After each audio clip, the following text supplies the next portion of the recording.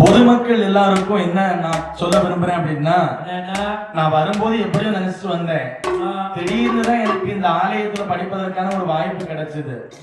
நான் பொதுமக்களாகப்பட்ட எல்லா ஊர்ல இருக்கவங்களுக்கும் நான் என்ன கருத்தை சொல்ல விரும்புறேன்னா, வில்லிசை புலவர்களாக படிக்க வரக்கூடியவங்களை எல்லா ஊர்ல இருக்கக்கூடிய மக்களும் ஆதரிக்கணும், மதிக்க கத்துக்கிடணும். அப்படிதானே? புலவர்களா படிக்கக்கூடியவங்க நான் இவ்வளவு நாள் பாத்துக்கிட்டீங்கன்னா வாத்தியாரு, இப்பவும் வாத்தியாரா தான் இருக்கேன். ஒரு கல்லூரியில பணிபுரிஞ்சுக்கிட்டு இருக்கேன்.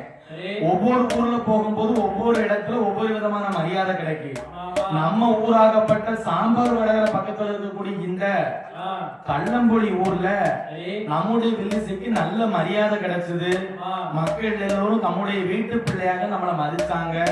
கேட்ட உடனே சாப்பாடு வந்தது, காத்தாடி வந்தது, டீ வந்தது, நல்ல மரியாதை நம்மளுக்கு கிடைச்சது.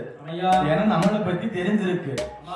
அதே மாதிரி கலைஞர்களாகப்பட்ட வில்லிசை கலைஞர்கள், மேடை இசை கலைஞர்கள், மகுட இசை கலைஞர்கள், கும்மியாட்டம் ஆடக்கூடிய பெண்கள், திருநங்கைகள் என அத்தனை சகோதர சகோதரிகள் எல்லாரையும் என்ன செய்யணும்னா ஒவ்வொரு ஊர்ல மக்களும் மதிக்க கத்துக்கணும்.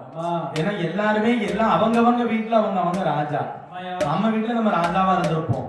அப்போ உங்க ஊருக்கு வரும்போது எங்களுக்கு இருக்க இடம், படுக்க பாய், சாப்பிட சாப்பாடு, குடிக்கட்டி இதெல்லாம் நாங்க கேட்காமலே நீங்க கொண்டு வந்து தரணும். ஏன்னா மூச்சை கொடுத்து விடிய விடிய பாடக்கூடிய ஒரு தொழில். அப்படிதானே? அதனால இந்த ஊர்ல எங்களுக்கு கிடைச்சது. இதே மாதிரி இந்த வீடியோ நாளைக்கு நான் இன்ஸ்டாகிராம்ல போட்டுருவேன். எல்லா ஊர்ல உள்ள மக்களும் வில்லிசை கலைஞர்களை ஆதரிக்கணும். என்ன அப்படி என்று எல்லோரையும் நான் வேண்டி விரும்பி கேட்டுக்கொள்கின்றேன். இந்த வீடியோ பார்க்கக்கூடிய எல்லாருமே உங்களால முடிஞ்சது 10 பேருக்கு ஷேர் பண்ணணும்.